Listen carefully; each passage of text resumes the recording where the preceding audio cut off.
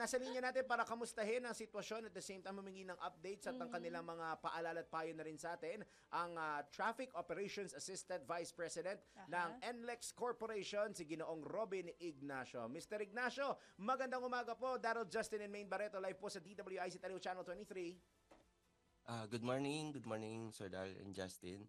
At ang ating mga taga-subaybay, good morning din po. Ayan, nandito din po si Miss Maine Maine, Barreto. good morning, Ayan, Sir Kasama Robin. ng Barreto. Good morning po. Sir, ngayon po ay October 23. We're just a few days away from the so-called Undas Exodus, yung pagdagsa ng ating mga biyahero. From the previous years, Sir Robin, up until this year, meron na po ba kayong ine-expect na number or figure ng volume ng mga kababayan natin na daraan or gagamit po ng NLEX this year? Opo, kadalasan po yung ating ine-expect na volume ay between 5 to 10% po doon sa from normal daily average po natin itong undas. At yun po, nabanggit niyo po kanina, mga Friday po kasi next week ay non-working holiday na po. So kami po ay nakahanda po na maaaring Thursday po ng hapon ay talagang dagsa na po yung ating mga kababayan na pag-uwi, maging yung Biyernes itself, inaasahan natin na marami pong babiyahe. Oo, kasi Thursday pa lang. Malamang iba dyan nakafile na ng kanilang mga leave. Tsaka gaya nung Mag-uwian ng nabanggit ko Thursday. kanina, partner, na baka mamaya ang government naman mag-declare pa ng Kung half day sa additional, government. oo, ng kalahating Para may araw opportunity na mas mahaba pa yung stay ng kasi nga Thursday. nataon na weekend. Anyway, Sir Robin, balikan natin yung sa NX. Meron ba tayong mga ongoing construction or mga paggawa pa sa ngayon? Sa ngayon meron pa po at tamang-tama po yun pong nabanggit nyo na maaring Thursday po ay may mga hindi na papasok at babiyahe na po. Ganun naman po yung expectation po natin. Kaya po kami sa NLEX, lahat po ng naumpisahan po na roadwork ngayon, mga pagkukumpuni ay pansamantalang tapusin at itigil po ng October 30 po. 29 pa lang po, kailangan matapos na po yun. Para October 30 ay ready na po tayo. Tuloy-tuloy po ito na wala na tayong road closure po hanggang November 3. Ayun, at least. Para smooth sailing ating mga Exactly. kababayang uuwi ng kanilang kanilang mga probinsya. Lalo na sa norte. Mr. Ignacio, dagdag namin sa mga katanungan po namin dito na aside from the yung expected na mga road closures, meron pa po bang ibang mga paghahandang ginagawa po ang NLEX para ma-ensure pa natin na smooth sailing ang magiging biyahe ng ating mga kababayan? Particularly, yung iba siguro kasi dito, Sir Robin, ang tatanungin madalas na-encounter nilang problema ay tumatagal sila sa pila ng mga toll booth. Oo. Ano bang remedies ang meron po ang NLEX for that? Yun po dito sa toll booth, actually for the past couple of years or last year na lang po yung masasabi po natin, hindi na po tayo masyado nagkakaroon ng problema dito sa pagpila sa toll booth. Actually, mabilis na po yung pagdaloy ng ating mga motorista dito sa ating mga toll plazas dahil meron na po tayong more than 90% na gumagamit po ng RFID at yun po ang mainam po talaga ay siguraduhin lang po na meron pong sapat na load yung kanilang RFID para po hindi magka-problema pagdaan dito sa ating mga toll plaza. Speaking of At dito naman po, sige, sir. dito naman po sa mainline, yun po, dahil mabilis na po yung pagpasok dito sa ating mga toll plazas, lalo-lalo na dito sa NLEX, may 3 entries po tayo dito, Balintawak yung pinakamalaking entry pa rin. Meron din po tayong entry from Metro Manila dito sa may Mindanao Avenue at saka dito sa Karuhatan, yung mga galing sa Maynila. So dito naman po sa loob ay mabilis pong marami ang dumadaloy na mga motorista. So kami po ay nag-i-implement po ng mga counterflow kung saan man po yung direction na mas mabigat. Kumukuha po kami ng mga lanes dito sa kabilang direction para po mag-counterflow. Parang zipper lane. zipper lanes, kadalasan. Paano pala, Sir Robin, yun na nga, for example, may mga RFID pero kulang na lang yung load. Kumbaga, Insufficient kulang ng imbalance. 5 piso. Syempre, normal excuse, ay, hindi ko alam na masusshort pala. Hindi pa na-check, Oo. nakalimutan. Paano po yun na-address right on the spot na para hindi rin maka-apekto dun sa pila ng mga sasakyan? Opo, meron naman po tayo mga toll plaza assist po. Yun po yung nag-aayos po ng kanilang transaction.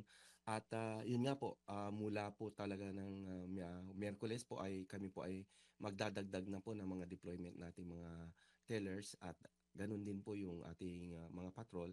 At ito po ay pinaprocess po pagka sila ay kulang po yung kanilang toll fee. Balance. Pero mas mainam po sana kung talagang siguraduhin po nila na hindi kulang po ito, sapat po, marami naman po tayong mga online reloading partners. So kahit mga ilang minuto na lang bago pumasok po ng expressway, kung ma-check nila yung balance nila ay kulang, pwede pong mag-reload. Mag-download din lang po sila nung aming mobile app na MPT Drive Hub. Ayun. At yun po, doon po sa app na ito, mamamonitor po nila yung kanilang na-enroll na account, kung ilan pa po o magkano pa po yung balance nila. At pwede rin po silang mag-reload using ng app na ito at ang kanilang mga online accounts. Oo, ayun pala, tatanong ko na nga sana paano malalaman yung balance. So, ayun na, mag-download po tayo nung app. MPT Drive Hub. MPT Drive Hub. Ayun, Ayun, yung Drive oo. Hub. Mobile app po. Tsaka real time pala yun, Sir Robin, pagka nag-load, kahit few minutes ka na lang papasok, pwede naman, Nandun na kumbaga, siya. di ba? Opo, ganun na po yun. Marami na pong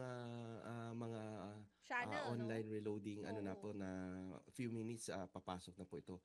Pero mas mainam nga po sana kung talagang Days magbebiyahe before, po ay mas maaga pa lang po ay i-check na po nila yung kanilang balance. Kung hindi man sila nakapag-download ng app, pwede rin pong tumawag sa Easy Trip. Ayun, May at hotline. Speaking of yung tawag, sir, yun nga, nung mga hotline, for example, ay, ito na lang sa ating mga kababayan na, yun nga, naghanda naman pero hindi inaasahang nagkaroon ng aberya Yep. sa loob ng expressway. Meron ba tayong mga hotline na pwedeng tawagan para magpa-rescue? Apo, tumawag lang po sa 135,000 po. At ganun din po na kung nandito na sila sa loob ng expressway, dahil mas marami po kaming personnel na nakadeploy, makikita at ma-detect po sila kaagad at yun po, i-assist na po sila. Ayun. Pinupuntahan ka agad. Mabilis, di ba? Oo. Agad-agad. Sir Robin, last few questions I have. Ito kasi, nabanggit nga namin kanina may mga reblocking na ginagawa so far.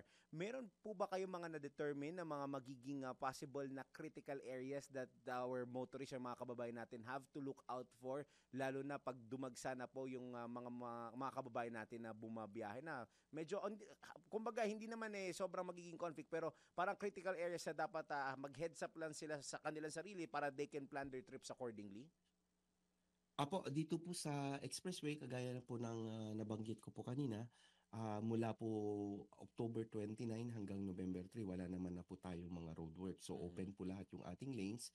Pero sa ngayon po, mas mainam pa rin po siguro yung mga galing Maynila, Quezon City, lalong-lalo dito sa Quezon City area, ay baka dito sa Balintawak mas maluwag pa rin po yung ating papasok dito, kasi dito sa may Mindanao area, meron pong construction na ginagawa ang NLEX ngayon dyan. Yung dugtong po papuntang dito sa tinatawag po namin na segment 8.21A, ang papuntang Novaliches area po yung construction po dito. So medyo mas masikip po yung entry na to. So mainam po siguro dito sa Balintawak po pumasok. Ayun. O siya, last na lang po, Sir Robin, baka may pahabol pa po kayong paalala, anunsyo, or anything na kailangan malaman ng ating mga kababayan. The floor is yours, Sir Robin. Opo, yun po, unang-una, paalala pa rin po na bago magbiyahe, kailangan talaga ma-check ng maayos yung kanilang sasakyan na nasa tamang kondisyon. At ganun din po na yung magdadrive po sana ay merong sapat na pahinga, nasa tamang kondisyon. At kung magkakaproblema nga po, tumawag lang po sa 135,000 at agad-agad silang mapadala ng assistance. Ayun, tanan, 135,000. Yan. Saka yung Drive Hub app para naman doon sa mga RFIDs ninyo. Ayun. Sir Robin, makaasa po kayo. Baka in the coming days, may mga updates pa eh. Ang aming himpilan po ay muling mangungulit sa inyo at sana mapaunlakan nyo kami. And Sir Robin, maraming salamat po sa paggising ng napakaaga para paunlakan kami ngayong Opo, morning. maraming ito. salamat po at maging malaking tulong din po ito para ma-update po natin yung ating mga kababayan. Ayun. Ayun. Thank you, Sir Robin. Salamat, Sir Robin. Good morning Salamat ulit. po, umaga. good morning. Ayun, napakinggat na kausap natin ang Assistant Vice President ng Traffic Operations ng NLEX Corporation, si Mr. Robin Ignacio.